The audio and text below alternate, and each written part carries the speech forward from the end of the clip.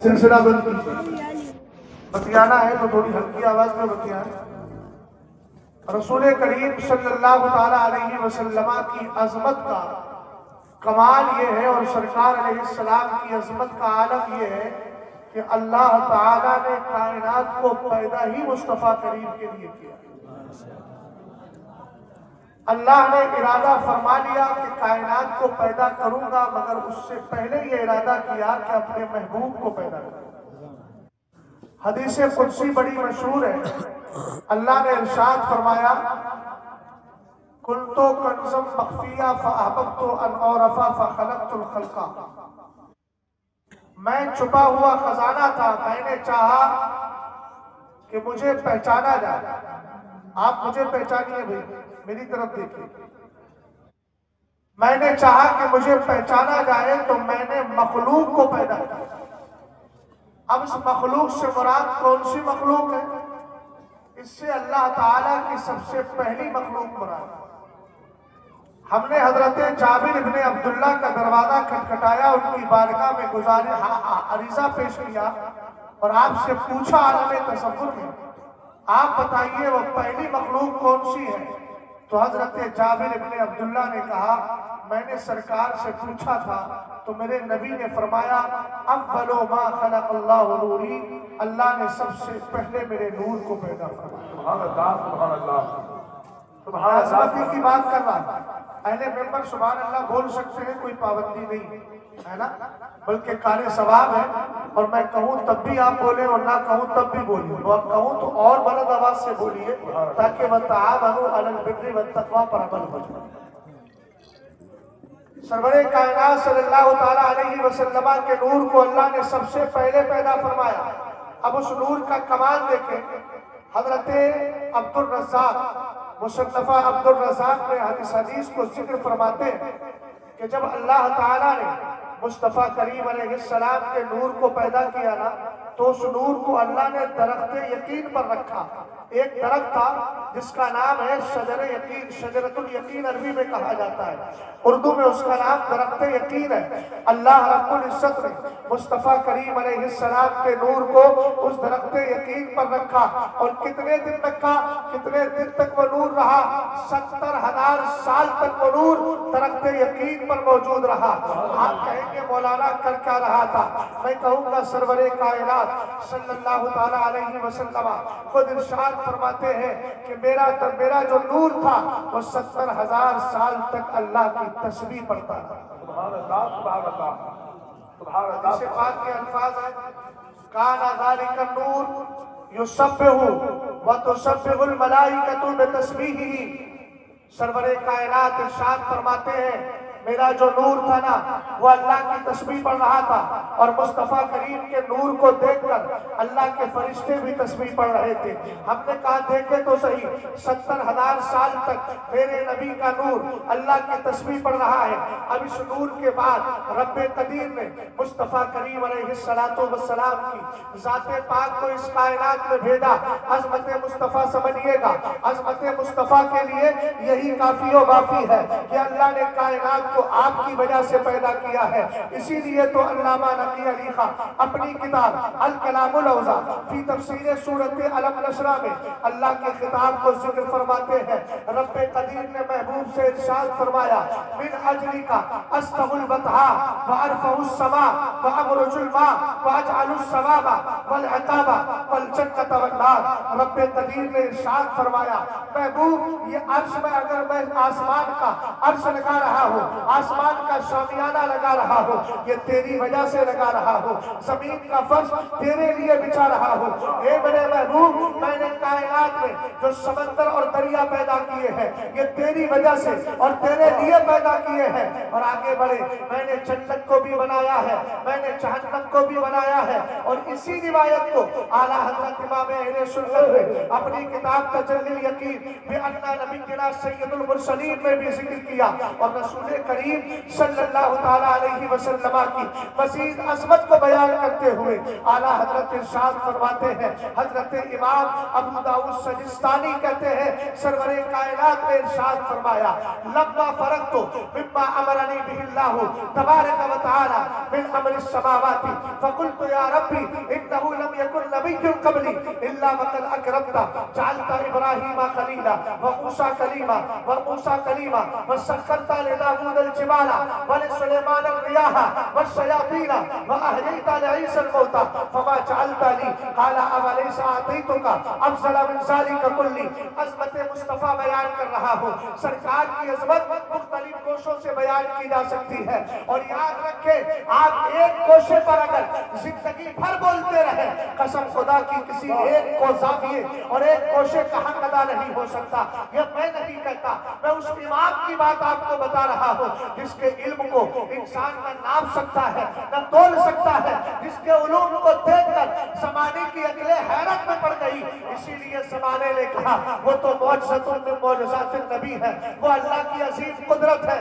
ہم نے کہا اعلیٰ حضرت اتنے بڑے عالم دین ہیں, آپ سرکار علیہ السلام کے اوصاف کو کما حق کو بیان کر سکتے ہیں تو اعلیٰ حضرت کو بھی کہنا پڑا سرور کہوں کے مالک کو, مولا کہوں تجھے, باغ خلیل کا گل صبا کہوں تجھے, حیرہ ہوں میرے شاہ میں کیا کیا کہوں تجھے. لیکن رضا نے ختم سخن اس پہ کر دیا, خالق کا بندہ خلق کا آقا کہوں. نعرہ تکبیر, نعرہ رسالت, عظمت مصطفیٰ, فیضان قرآن, غلام اہل سنت, حضرت علامہ مفتی فیضان عالم صاحب قبلہ بھائی. نعرہ تکبیر, نعرہ رسالت, زندہ باد زندہ باد. واہ. مختلف زاویوں سے سرور کائنات صلی اللہ تعالیٰ علیہ وسلم کی شخصیت اور آپ کی ذات کو سمجھیے گا. اللہ رب العزت نے مصطفیٰ کریم کے صدقے میں کائنات کو پیدا کیا. ایک میرے نبی علیہ السلام کی شخصیت کا ایک گوشہ یہ ہے کہ اللہ نے کائنات بنائی ہی مصطفیٰ کریم کے لیے ہے. اسی لیے تو ہمارے علماء نے اس حدیث پاک کی روشنی میں یہ کہا, اعلیٰ حضرت امام اہل سنت نے بھی کہا, سرکار تاج الشریعہ نے بھی کہا, اعلیٰ حضرت تو کہہ رہے ہیں زمین و زمان تمہارے لیے, مکین و مکہ تمہارے لیے, ہمارے یہاں تمہارے لیے, اٹھے بھی وہاں تمہارے لیے, اور کائنات کو چونکہ اللہ نے مصطفیٰ کریم کے لیے پیدا کیا ہے اسی لیے سرکار تاج الشریعہ کہتے ہیں آپ کی خاطر بنائے دو جہاں, اپنی خاطر جو بنایا وہ ہے. ایک تو آپ نے یہ گوشہ سن لیا, چونکہ اختصار کے ساتھ گفتگو کرنا ہے اس لیے تفصیل میں نہیں جاتا. دوسرا گوشہ یہ سن لیجیے, میرے نبی علیہ السلام کی شان اور نبی کی عظمت یہ ہے کہ اگر کوئی نبی کا ذکر کرتا ہے تو وہ حقیقت میں خدا کا ذکر کر رہا ہے, اگر کوئی نبی کی شان بیان کرتا ہے وہ حقیقت میں خدا کی شان بیان کر رہا ہے. آپ کہیں گے وہ کیسے, میں کہوں گا یہ میں نہیں کہتا, اللہ نے حدیث قدسی میں ارشاد فرمایا جعلتک ذکرا من ذکری, اے میرے محبوب میں نے تجھے اپنا ذکر بنا لیا ہے. اگر کوئی تیری شان بیان کرے گا تو وہ میری شان بیان کر رہا ہے. اور اللہ کے رسول صلی اللہ تعالیٰ علیہ وسلم نے اسی لیے حدیث کے اندر ارشاد فرمایا, سرکار فرماتے ہیں معراج کی رات ہے, رب کی بارگاہ میں ملاقات کے لیے جا رہا ہوں, اللہ کی بارگاہ میں حاضری دینے کے لیے جا رہا ہوں. معراج کی رات جب سرور کائنات آسمانوں کی سیر سے فارغ ہوئے, میرے نبی علیہ السلام نے سارے عالم کو دیکھ لیا. قاری فیض الدین صاحب قبلہ جب آپ میرے دائی ہیں تو ذرا میری طرف توجہ کیجیے, ادھر بار بار رک کرنے کی ضرورت نہیں ہے, کوئی آئے گا تو سب کو پتا چلے گا, آپ کو بھی پتا چل جائے گا. غور فرمائیے گا. اور دائیں طرف جو حضرات بیٹھے ہیں, حضرت علامہ مظفر صاحب بولے یا نہ بولے تو ہر حال میں سفر ہی سفر ہے, اور لیکن ان کی قیادت میں آپ بولتے رہیے, یہ بھی بولیں گے آپ بھی بولے ذرا محبت سے سبحان اللہ. سرور کائنات کا ذکر حقیقت میں خدا کا ذکر ہے. اس گوشے اور زاویے پر میں گفتگو کر رہا ہوں. میرے نبی فرماتے ہیں معراج کی رات ہے, رب قدیر کے حکم سے میں نے آسمانوں کی سیر کی, جنت کا مشاہدہ میں نے کیا, جنت کی سیر میں نے کی, جہنم کا مشاہدہ میں نے کیا. آسمانی سیروں سے فارغ ہو کر جب میرے نبی خدا کی بارگاہ میں آئے, ایک ایک جملے پر آپ کی توجہ چاہتا ہوں. تب میرے نبی نے رب کی بارگاہ میں کہا, اے میرے مولا تو نے مجھ سے پہلے مختلف نبیوں کو بھیجا, 1,24,000 کم و بیش حضرات انبیاء آتے رہے, تو نے سب کو الگ الگ بیوٹی اور خوبی عطا فرمائی, ہر ایک کی الگ الگ وشیشتا رکھی. ابراہیم کو خلیل تو نے بنایا ہے, موسیٰ کو کلیم تو نے بنایا ہے, داؤد کے لیے پہاڑوں کو مسخر تو نے کر دیا ہے. اے میرے مولا حضرت سلیمان کے لیے جنات اور شیاطین اور ہواؤں پر سلطنت اور بادشاہت تو نے عطا کی ہے. ذرا محبت سے بول جائیں سبحان اللہ. رسول کریم صلی اللہ تعالیٰ علیہ وسلم عرض کرتے ہیں میرے مولا عیسیٰ کے لیے مردوں کو زندہ تو نے کیا ہے. فما جعلت لی میرے لیے کیا کیا ہے؟ حاشا وکلا. خبردار آپ کبھی رب کی بارگاہ میں اس طرح کا جملہ مت بولنا. یہ بات محبوب اور محب کی چل رہی ہے. یہ بات اللہ اور اس کے رسول کی چل رہی ہے. میرے نبی نے عرض کیا فما جعلت لی میرے لیے کیا کیا؟ رب قدیر نے ارشاد فرمایا اب علیہ اعطیتک افضل من ذلک کلی. میں نے آدم سے لے کر عیسیٰ تک جس کو جو خوبی عطا کی تھی اس سے بہتر خوبی میں نے تجھے عطا کر دی ہے. بریلی کے امام کہنے لگے خلق سے اولیاء، اولیاء سے رسول اور رسولوں سے اعلیٰ ہمارا. سبحان اللہ سبحان اللہ سبحان اللہ سبحان اللہ. اور سنیں اگلا جملہ کتنا قیمتی جملہ ہے. رب نے فرمایا اذا ذکرت ذکرت معی، اذا ذکرت ذکرت معی. کہا محبوب جب مجھے یاد کیا جائے گا تو میرے ساتھ تجھے بھی یاد کیا. سبحان اللہ سبحان اللہ. اگر مکمل توجہ ہے تو اسی کتاب کی ایک حدیث اور آپ کی گوش گزار کرتا ہوں، مگر بات نہ کیجیے گا، نہ ساتھی کو ڈسٹرب کرے. کچھ لوگ بات کر کے نہ خود سنتے ہیں نہ ساتھ والے کو سننے دیتے ہیں، ہے نا؟ یہ محرومی ہے. ہاں دیکھیے حضرات، اولاد علی، اولاد رسول، علی رسول فاطمہ زہرا کے مقبول قادری شریف کا پیغام لے کر، دولت شریف کا پیغام لے کر ہمارے اور آپ کے دیار محبت میں الحمدللہ شرمبار ہو رہے ہیں. حضور گیا سے ملت کی آمد ہو رہی ہے. ہم لوگوں کے نعرہ بلند کریں.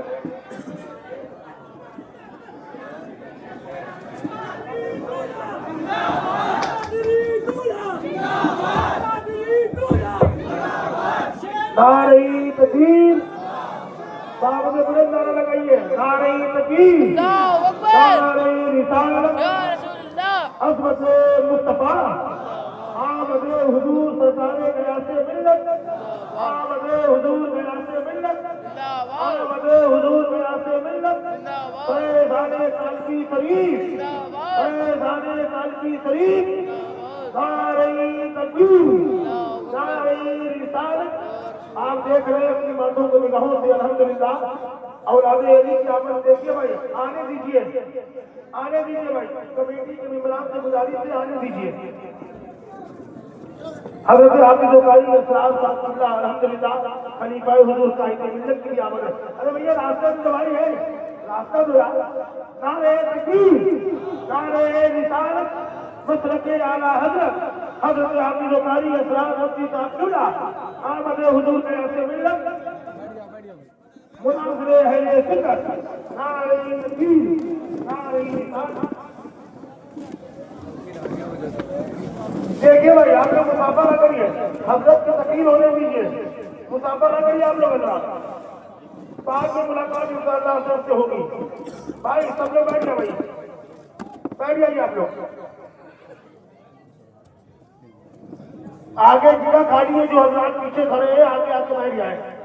آگے جگہ خالی ہے بھائی، جگہ خالی ہے. آگے آپ حضرات جو پیچھے کھڑے ہیں ان سے گزارش ہے آپ حضرات تشریف رکھیں، خاموشی کے ساتھ حضرت کی گفتگو سماعت فرمائیں.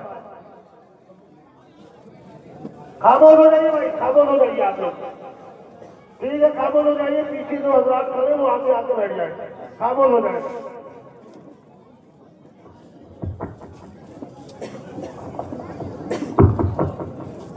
آپ جتنی جلدی بیٹھ جائیں گے اتنی جلدی میں تقریر شروع کر دوں گا.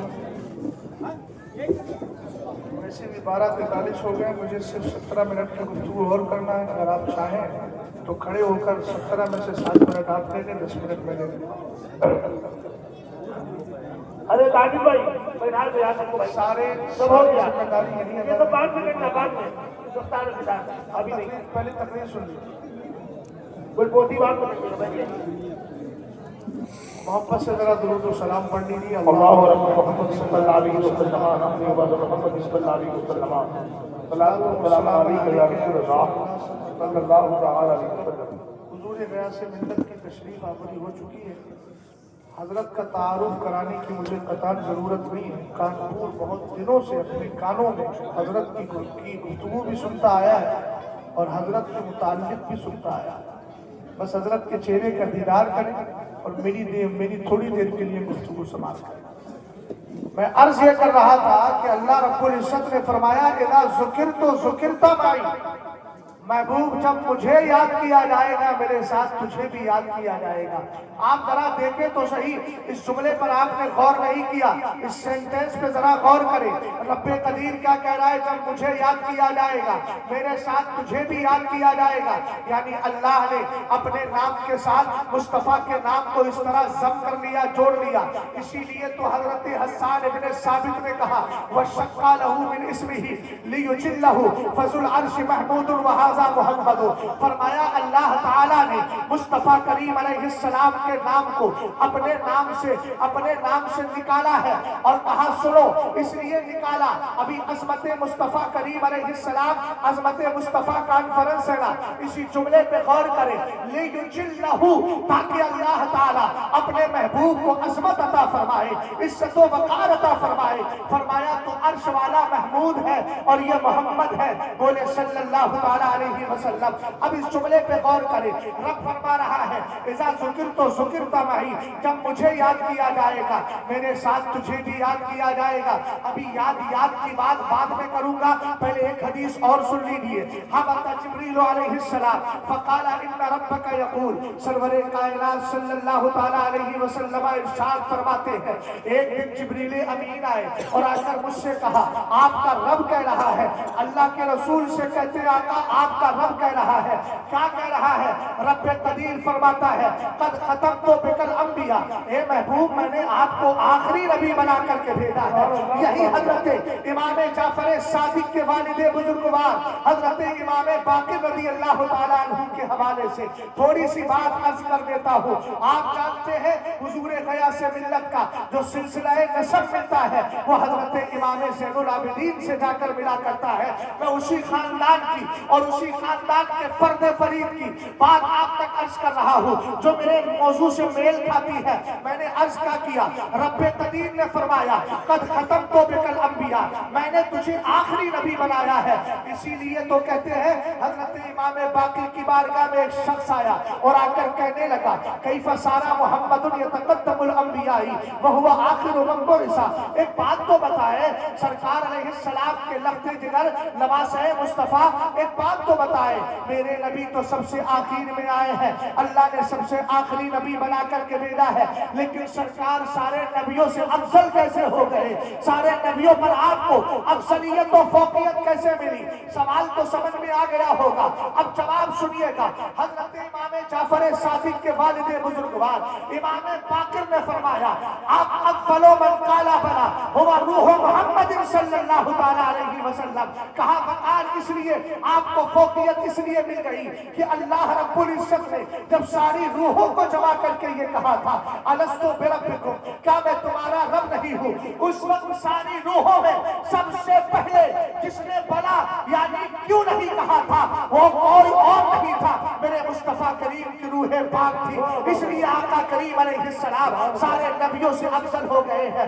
आका अलैहिस्सलातु वस्सलाम से जिब्रील कहते हैं रब ने ये भी कहा है वमा खलक़तु खल्क़न अकरमा अलैया मिन, मैंने मखलूक तो बहुत पैदा की है लेकिन तुझसे ज्यादा अज़मत वाला किसी को नहीं बनाया। जिंदाबाद जिंदाबाद। अगला जुमला वक़रत तो इस्मक मा इस्म, हुक्म था हज़रत अज़मत मुस्तफ़ा पर बोलने का, और इससे बड़ा उन्वान हमारे लिए क्या हो सकता है? یہ تو ہماری جان ہے، جس دل میں تعظیم ہے، اور سنیوں کی پہچان ہی یہی ہے کہ وہ تعظیم مصطفیٰ کو دل میں بٹھا کر رکھتے ہیں۔ اور فرمائیے گا اللہ رب العزت نے آگے ارشاد فرمایا وَقَرَنْتُ اسْمَكَ مَعَ اسْمِي، اے محبوب میں نے تیرے نام کو اپنے نام کے ساتھ اس طرح ملا لیا ہے فَلَا أُذْكَرْ فِي مَوْضِعٍ حَتَّى تُذْكَرَ مَعِيَ، جہاں مجھے یاد کیا جائے گا میرے ساتھ تجھے بھی یاد کیا جائے گا۔ اب آئیے ذرا پڑھتے ہیں مصطفیٰ کریم علیہ السلام کا ذکر کہاں کہاں ہو رہا ہے۔ آپ حضرت مولانا مظفر صاحب مصباحی صاحب تشریف فرما ہے، ان سے پوچھئے نماز پڑھانے کھڑے ہوتے ہیں نیت کیا کرتے ہیں؟ کہیں گے نیت کرتا ہوں واسطے اللہ تعالیٰ کے۔ ہم نے کہا بلا شبہ نماز اللہ کے لیے پڑھی جاتی ہے۔ ہم نے کہا آپ نے تکبیر تحریمہ کہی، کہیں گے اللہ کے لیے۔ ہم نے کہا قرات کی، کہیں گے اللہ کے لیے۔ بعد میں کہا رکوع کیا، کہیں گے اللہ کے لیے۔ سجدہ کیا، کہیں گے اللہ کے لیے۔ ہم نے کہا نماز مکمل ہونے کے قریب ہے، اتحیات میں جب بیٹھے تو آپ کیا کہہ رہے ہیں؟ اللہم صلی علی محمد وعلی آل محمد۔ دیکھے تو صحیح اللہ نے مصطفیٰ کریم کے نام کو اور ان کے ذکر کو اپنے ساتھ اس طرح سم کر لیا ہے کہ نماز تو اللہ کے لیے پڑھی جا رہی ہے، لیکن نماز کے اخیر میں درود مصطفیٰ پڑھ پڑھ کر زمانے کو ہم یہ بتاتے ہیں کہ ذکر مصطفیٰ ذکر خدا سے کبھی الگ نہیں ہو سکتا۔ ذکر خدا جو ان سے جدا چاہو نہ ہو، واللہ ذکر حق نہیں گنجی سکر کی ہے۔ خدا کا ذکر کرے، ذکر مصطفیٰ نہ کرے، ہمارے منہ میں ہو ایسی زبان خدا نہ کرے۔ مسلک اعلیٰ حضرت مناظر اہل سنت آمد حضور غیاث ملت، نعرہ تکبیر، نعرہ رسالت۔ ایک گوشہ اور ذکر کر رہا، اللہ اپنے محبوب سے کتنی محبت فرماتا ہے۔ اعتراض ہو میرے نبی کی ذات پر جواب دے خدا۔ غزوہ تبوک کا موقع، حالانکہ تفاصیر بہت ساری ذہن میں ہے الحمدللہ۔ محمد الرسول اللہ قرآن میں حضرت علامہ ارشد القادری کی کتابیں پڑھ لیجیے گا، چھوٹا سا رسالہ۔ ایک دن میرے نبی علیہ السلام تشریف لے کر جا رہے ہیں غزوہ تبوک کے لیے۔ اب غزوہ تبوک کے لیے تشریف لے کر گئے، حضور پاک صلی اللہ تعالیٰ علیہ وسلم کے ساتھ ایک صحابی تھے، ان کی اونٹنی یا اونٹ غائب ہو گیا۔ اب جیسے ہی اونٹنی غائب ہوئی تو سرور کائنات کی بارگاہ میں آ کر پوچھا میرے نبی میری اونٹنی غائب ہو گئی ہے، کہاں ملے گی؟ میرے نبی نے ایڈریس بتا دیا۔ سرکار علیہ السلام نے جاتے ہوئے تھوڑی دیکھا تھا کہ ان کی اونٹنی کدھر جا رہی ہے۔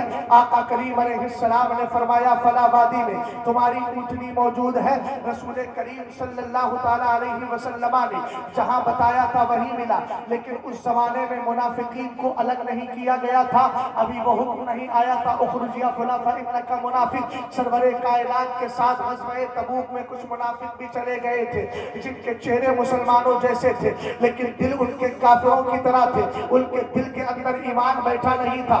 آقا کریم علیہ السلام نے جب اتنا جملہ ارشاد فرمایا آپس میں چیمی گوئیاں کرنے لگے اور بولے وما یدری محمد بالغیب، کہا محمد عربی کو غیب کی کیا خبر؟ بولو معاذ اللہ۔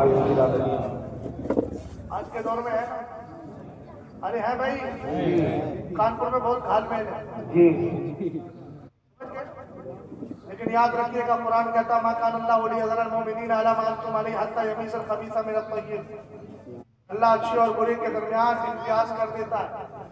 اور فرمائیے گا سرور کائنات صلی اللہ تعالیٰ علیہ وسلم نے جب یہ بتایا تمہاری اونٹنی وہاں ہے، بد عقیدہ نے ایک جملہ بولا، منافق نے، اور کہنے لگا وما یدری محمد بالغیب، ایک دوسرے سے کہنے لگے محمد عربی کو غیب کی کیا خبر، ٹھٹا کرنے لگے، مذاق کرنے لگے، ہنسنے لگے۔ جیسے آج کا وہابی دیوبندی کہتا ہے نا اگر مزارات اولیاء پر جائیں ان بدبختوں کو یہ پتا نہیں رہتا کہ ہم قبر والوں سے حضرات اولیاء سے جو محبت کر رہے ہیں یہ محبت بھی اللہ کی محبت ہے اور یہ بھی رسول پاک کی محبت ہے، اس لیے کہ ہمیں قرآن نے سکھایا ہے، ہمیں قرآن و حدیث نے بتایا ہے کہ اللہ والوں سے محبت کرو۔ ہم مزارات اولیاء پر اگر اللہ رب العزت کی بارگاہ میں مانگنے جاتے ہیں وسیلہ حضرات اولیاء کا دیتے ہیں تب بھی تکلیف ہو جاتی ہے. ہم نے کہا ایک حدیث ہے برکات الامداد لأہل الاستمداد, میرے امام نے پوری کتاب لکھی ہے, جس کو چاہے مطالعہ کرے. ہم تو دعوت مطالعہ دیتے ہیں. پہلے مسلکی اعلیٰ حضرت کو پڑھ تو لو, بریلویوں کی فکر پر انگلی اٹھانے سے پہلے ہماری فکر کے دلیلیں تو پڑھ لو, تب تمہاری آنکھیں کھل جائیں گی. بہرحال سرور کائنات صلی اللہ تعالیٰ علیہ وسلم کے علم غیب پر ان بدبختوں نے اعتراض کیا. اس سے ایک بات تو کانپور کے سنی مسلمانوں کلیئر ہو گئی, نبی کی ذات پر عقیدے کے اعتبار سے حملہ کرنے والے آج کے کانپور کے دیوبندی وہابی ہی نہیں, ان کی فکری باپ دادا سرکار کے زمانے سے پائے جاتے ہیں. وہاں وہ اعتراض کرتے تھے, یہاں یہ اعتراض کر رہے ہیں. واہ واہ واہ. حضور غیاث ملت کے پیچھے جو حضرات بیٹھے ہیں, اگر ان کی بھی آواز آ جائے تو میں سمجھوں گا کہ مجھ پر احسان کیا. آپ نے خود پر نہیں کیا, مجھ پر کیا ہے. توجہ ہے سید صاحب؟ ہاں ماشاءاللہ, آپ تو ساتھ دے رہے. غور فرمائیے, رسول کریم صلی اللہ تعالیٰ علیہ وسلم کے صحابہ نے سن لیا یہ حضور کے علم غیب پر انگلی اٹھا رہے ہیں. انہوں نے اس وقت کچھ نہیں کہا. جب مدینہ شریف پہنچے اور مدینہ شریف پہنچنے کے بعد حضور کی بارگاہ میں عرض کیا, مدینے کے تاجدار, یہ کچھ لوگ تھے اپنے ساتھ میں جو اپنے ساتھ جنگ کرنے کے لیے گئے تھے. میرے آقا آپ کے علم غیب پر انہوں نے انگلیاں اٹھائی ہیں. آپ علیہ السلام پر انگلیاں آپ کے علم غیب پر انگلیاں اٹھائی ہیں. استقبال کر لیں. مرکزی قاضی شہر کانپور کی آمد ہو رہی ہے. نعرہ تکبیر, نعرہ رسالت, مسلک اعلیٰ حضرت خلیفہ سرکار اویس ملت و خلیفہ حضور قاضی شریعہ حضرت علامہ مفتی ڈاکٹر یونس اللہ اویسی صاحب قبلہ, مرکزی قاضی شہر کانپور, مناظر اہل سنت, آمد حضور غیاث ملت. نعرہ تکبیر, آفت جان وہابیت, آفت جان خلاف النیت, حضرت علامہ مفتی صاحب صاحب قبلہ. نعرہ تکبیر, نعرہ رسالت. محبت سے ذرا بولو, اور محبت سے بولو. بھائی بھائی میں بول رہا تھا, اس کو کیا پھر دوبارہ کم تو نہیں کیا؟ تھوڑی آواز بڑھا کے رکھیے گا. توجہ فرمائیے گا. میں آج کیا کر رہا تھا, میری طرف دیکھیں. رسول کریم صلی اللہ تعالیٰ علیہ وسلم جب مدینہ شریف پلٹ کر آئے اور آپ کی تشریف آوری مدینہ شریف میں ہوئی, تب میرے سرکار علیہ السلام کے صحابہ نے عرض کیا, اے میرے آقا بھئی دعویٰ میرا سنیے گا. میں نے دعویٰ یہ کیا ہے کہ اللہ اپنے محبوب سے کتنی محبت فرماتا ہے. اعتراض میرے نبی علیہ السلام پر ہوتا ہے, جواب رب قدیر دے رہا ہے. یہ محبت ہے. اللہ اور اعلیٰ حضرت نے اس طرح کے موازنہ اور تقابل کے طور پر بڑی شاندار عظمت اور بڑی شاندار گفتگو بیان کی ہے تجلی الیقین کے اندر. آپ پڑھ لیجئے گا اعلیٰ حضرت امام اہل سنت کا یہ رسالہ, تب آپ کو سرکار کی عظمت اور زیادہ سمجھ میں آ جائے گی. غور فرمائیے گا, رسول کریم نے جلال میں آ کر فرمایا ان کو بلا کر لاؤ. اب وہاں سے وہ چلے, ادھر سے مصطفیٰ کریم علیہ السلام سرکار علیہ السلام تشریف فرما ہے, ادھر سے منافقین کی جماعت آ رہی ہے. دل میں سوچتے ہوئے آ رہے ہیں, سوال کریں گے جواب یہ دیں گے. قرآن پاک میں اللہ رب العزت نے قرآن کی آیت نازل فرما دی اور محبوب کو پہلے ہی بتا دیا اور کہہ دیا یہ کیا کہیں گے, اور اس کے بعد یہ کہیں تو جواب بھی ان کا بتا دیا کہ ان کو جواب یہ دینا ہے. قرآن پاک میں آیت کریمہ ہے, لَإِن سَأَلْتَهُمْ, اگر تم ان سے پوچھو گے تو کہیں گے لَيَقُولُنَّ إِنَّمَا كُنَّا نَخُوضُ وَنَلْعَبُ قُلْ أَبِاللَّهِ وَآيَاتِهِ وَرَسُولِهِ كُنتُمْ تَسْتَهْزِئُونَ. کہا اگر آپ ان سے پوچھو گے تو کہیں گے کیا پوچھو گے, کیا تم نے میرے علم غیب پر انگلی اٹھائی؟ یہ سوال کرو گے تو اس کے جواب میں کہیں گے ہم تو بس یوں ہی ٹھٹا کر رہے تھے, مذاق کر رہے تھے, وقت کو پاس کر رہے تھے. کہا محبوب اگر اس طرح کی بات کرے تو ان سے کہنا قل أبالله وآياته ورسوله كنتم تستهزئون. ذرا آیت کا تیور سمجھیے گا, آیت کا انداز دیکھیے گا.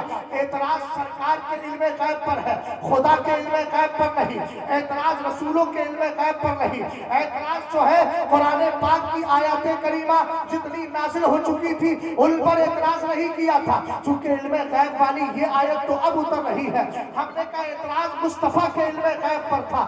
رسول کریم صلی اللہ تعالیٰ علیہ وسلم کی زبان مبارک ابھی خاموش ہے, اللہ تعالیٰ جواب بتا رہا ہے. کہا محبوب ان سے کہیے گا کیا اللہ رب العزت اور اس کی آیتیں اور اس کے رسول ہی मजाक करने और ठट्ठा करने के लिए, इस्तेहजा करने के लिए रह गए हैं। अब जरा अंदाज देखिए आयत करीमा का। एतराज सरकार की जात पे हो रहा है, लेकिन आयत में अल्लाह सबसे पहले अपना नाम जिक्र कर रहा है। मोहब्बत से बोलिए सुभान अल्लाह।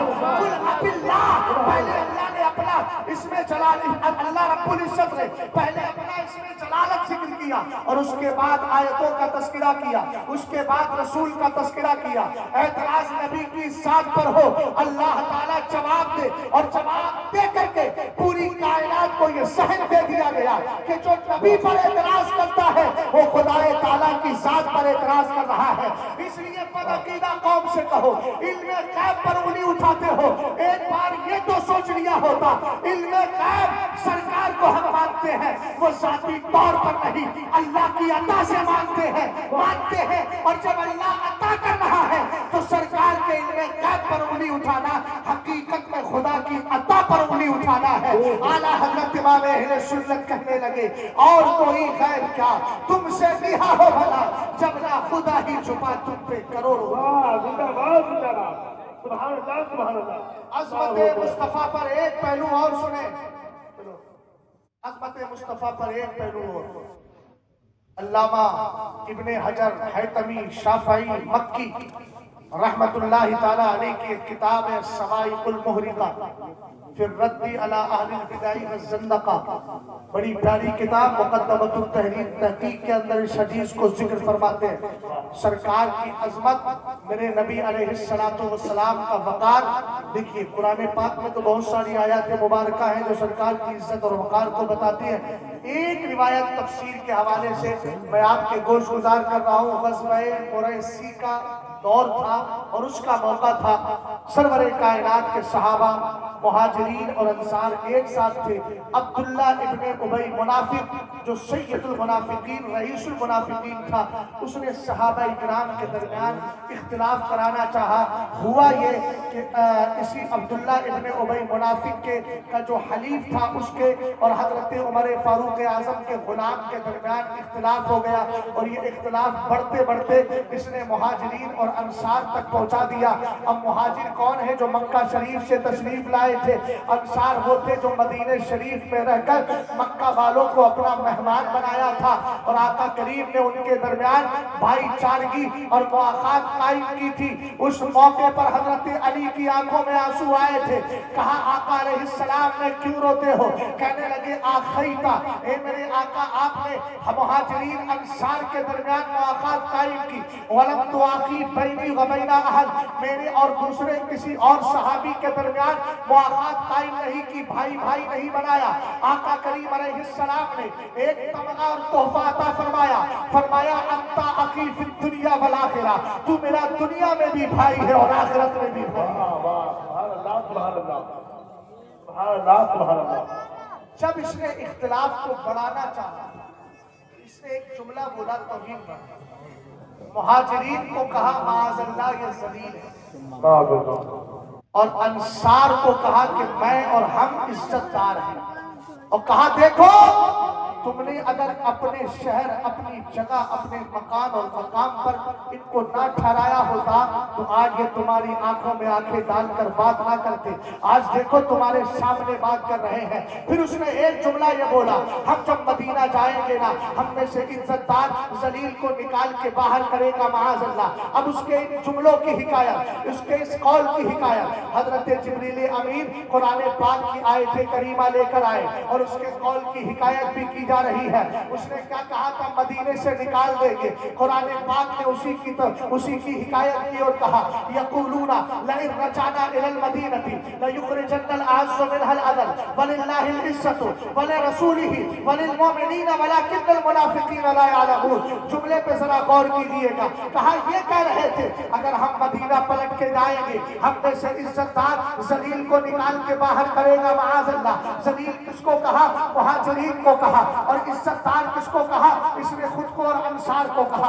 तब अल्लाह रब्बुल इज्जत ने एक फैसला कुछ इस आयत करीमा नाज़िल फरमाई और फरमाया वलिल्लाहिल इज्जतु वलिरसूलिही वलिलमुमिनीना वलाकिन्नल मुनाफिकीना ला यअलमून। हज़रत अल्लामा मुज़फ्फर साहब इसी आयत करीमा के हवाले से अखीर गुफ्तगू कर रहे थे। क्या کہا عزت تو اللہ کے لیے ہے، عزت تو رسول اللہ کے لیے ہے، اور عزت تو ایمان والوں کے لیے ہے۔ ایک نقطے اور ایک پوائنٹ پر آپ کی توجہ دلانا چاہتا ہوں۔ آج اگر یہ سوال کیا جائے آپ عزت دار ہو، آپ کہیں گے الحمدللہ ہم عزت دار ہیں۔ ہم نے کہا سرکار کی امت اہل ایمان عزت دار ہے، کہیں گے ہاں عزت دار ہے۔ تو ہم آپ سے ایک سوال کریں گے، ایک بات تو بتائیے، یہ عزت کا تاج، یہ وقار کا تاج، یہ عزت و وقار کا تاج سب سے پہلے اللہ نے مصطفیٰ کریم کی امت میں کون سی جماعت کو عطا کیا ہے؟ تو جواب ملے گا سرکار علیہ السلام کی امت میں سب سے پہلے اگر اللہ نے عزت کا تاج عطا کیا ہے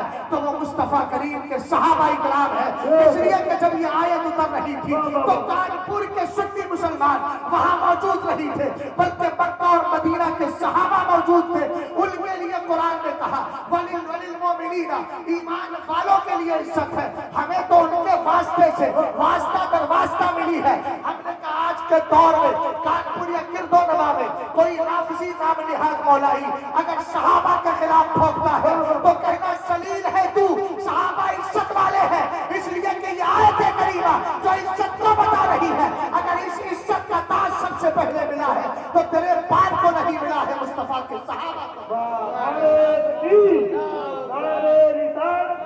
مسلک اعلیٰ حضرت مناظر اہل سنت آپ اپنے جانے رابطیہ مسلک اعلیٰ حضرت نعرہ تکبیر نعرہ رسالت۔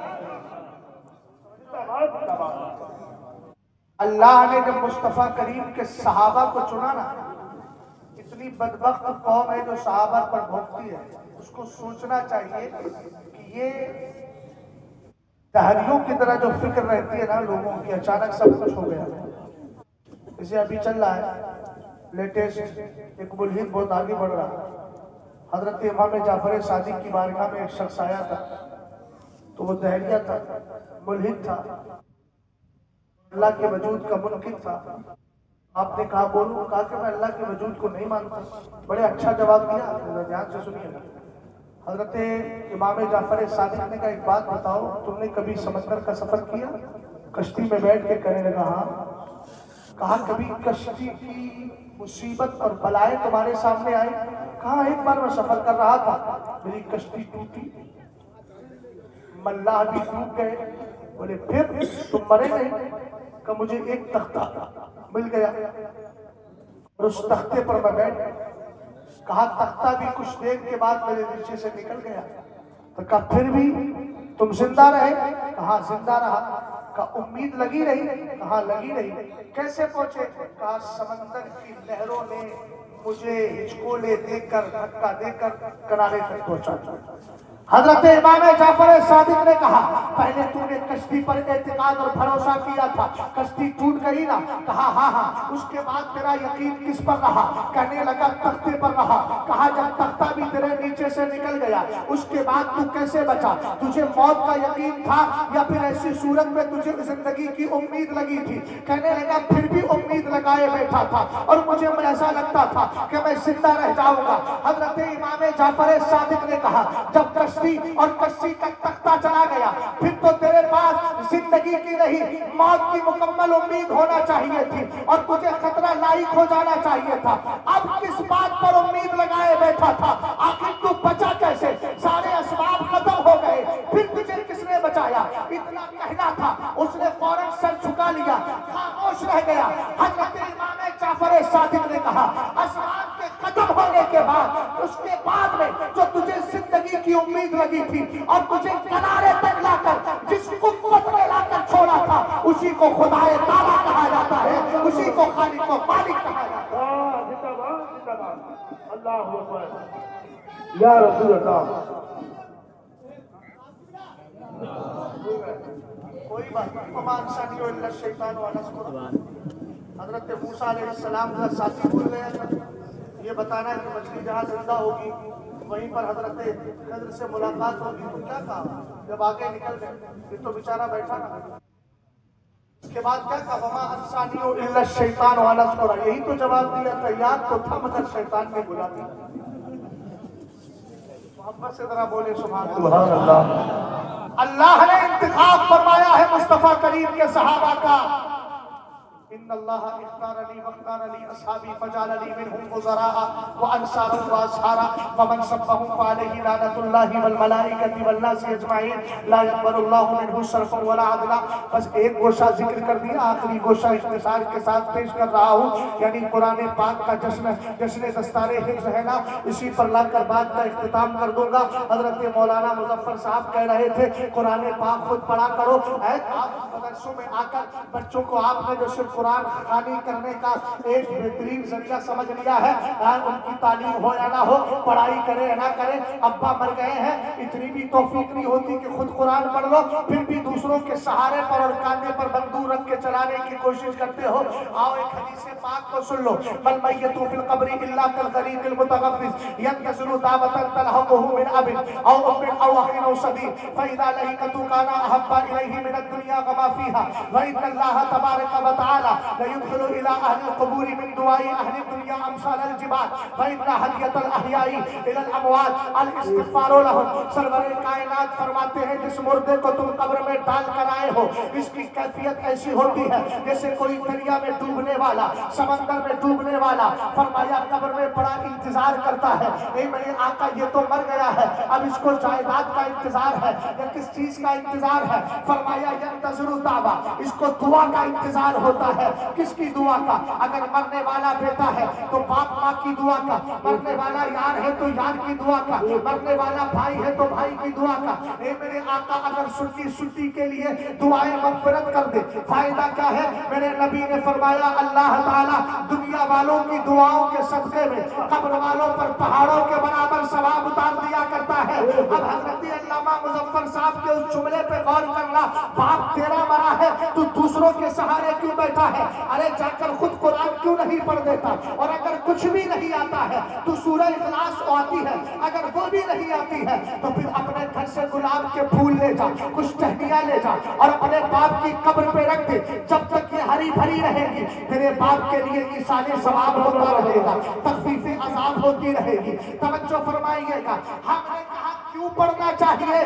باپ کے مرنے پر بیٹے کو قرآن کی تلاوت کیوں کرنا چاہیے جب مردے کو پہاڑوں کے برابر ثواب ملتا ہے؟ تو مردہ کہتا ہے من این لی ھذا، اے اللہ میں تو گناہگار تھا، اتنا ثواب کیسے مل گیا؟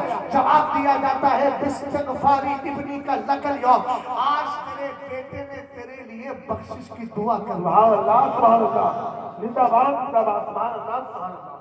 فائدہ کتنا ہوا؟ پہاڑوں کے برابر. کیوں ہوا؟ بیٹے نے باپ کے لیے دعا کی. ہاں سمجھ گئے؟ کہہ رہے تھے کہ 70-75 قرآن چاہیے، خود کیوں نہیں پڑھ لیتا؟ ثواب بھی ملے گا اور باپ تیرا ہے کچھ بھی ہوگا. سمجھ گئے آپ؟ میں نے عرض کر دیا صحابہ اکرام کی انتخاب والا، انشاءاللہ کسی اور موقع پر قرآن پاک بھی میرے مصطفیٰ کی عظمت ہے. پچھلے نبیوں کی جو کتابیں تھیں ان میں تبدیل ہو گئی، ان میں تبدیلی ہو گئی. یحرفون الکلم عن مواضعہ، قرآن نے خود بیان کیا. ومن الذین ھادوا، اور یہودیوں میں کچھ وہ ہے جو کلمات کو ان کی جگہوں سے ہٹا دیتے ہیں. انہوں نے سرور کائنات کی جہاں جہاں تعریف آئی تھی ان کو ہٹا دیا، ان میں اپنے ہاتھ سے لکھ دیا. فَوَيْلٌ لِّلَّذِينَ يَكْتُبُونَ الْكِتَابَ بِأَيْدِيهِمْ ثُمَّ يَقُولُونَ هَٰذَا مِنْ عِندِ اللَّهِ لِيَشْتَرُوا بِهِ ثَمَنًا قَلِيلًا. یہ ان کے لکھنے پر اللہ کی طرف سے ویل اور ہلاکت پیش کی جا رہی ہے. ہم نے کہا لیکن قرآن پاک مصطفیٰ کریم کی عظمت کو بیان کر رہا ہے. قرآن نبی پر اترا تھا. اِنَّا نَحْنُ نَزَّلْنَا الذِّکْرَ وَإِنَّا لَهُ لَحَافِظُونَ. توریت کے حافظ ہمیں نہیں ملتے لیکن قرآن کے حافظ جگہ جگہ مل جاتے ہیں. اور جو مصطفیٰ کریم علیہ السلام کی امت کا سچا پکا حافظ ہے، عامل قرآن بھی ہے، متقی پرہیزگار بھی ہے، یہ فضیلت وہابی کے لیے نہیں، یہ فضیلت دیوبندی کے لیے نہیں، یہ فضیلت رافضی کے لیے نہیں. رافضی تو حافظ بنتے ہی نہیں ہے جہاں تک میں سمجھ رہا ہوں. وجہ یہ ہے کہ وہ بدمغ قرآن کو ہی آدھا سمجھتے ہیں. ہم نے کہا جن کی عقلیں سڑ جاتی ہیں وہ اللہ کے مقدس قرآن پہ انگلیاں اٹھایا کرتے ہیں. لیکن جو نبی کی امت کا متقی حافظ قرآن ہے، حضرت مولا کائنات سے پوچھو، فرماتے میرے سرکار نے فرمایا اذا مات حامل القرآن، جب حافظ قرآن کا انتقال ہوتا ہے اوحى الله تبارك وتعالى الى الارض الا تاكلي اللحم فتقول اي ربي كيف اكل لحمه وكلامك في جوفي. اللہ رب العزت ارشاد فرماتا ہے اے قبر سن تیرے اندر حافظ قرآن آ رہا ہے، اس کے جسم کو گلانا نہیں، اس کے جسم کو سڑانا نہیں، اس کے جسم کو تباہ کرنا نہیں، اس کے جسم کو کھانا نہیں. اللہ رب العزت کی بارگاہ میں زمین کہتی ہے کیف آکل لحمہ وکلامک فی جوفی، اے اللہ میں اس جسم کو، اس سینے کو کیسے کھا سکتی ہوں جس میں تیرا مقدس قرآن آ گیا ہے. ہم نے کہا جب حافظ قرآن جسم کے اندر جسم کے ساتھ قبر میں محفوظ رہتا ہے تو صاحب قرآن مدینے میں محفوظ کیوں رہے گا؟ تو زندہ ہے واللہ، تو زندہ ہے واللہ. میری چشم عالم سے چھپ جا. استغفر اللہ ربی من کل ذنب واتوب الیہ. السلام.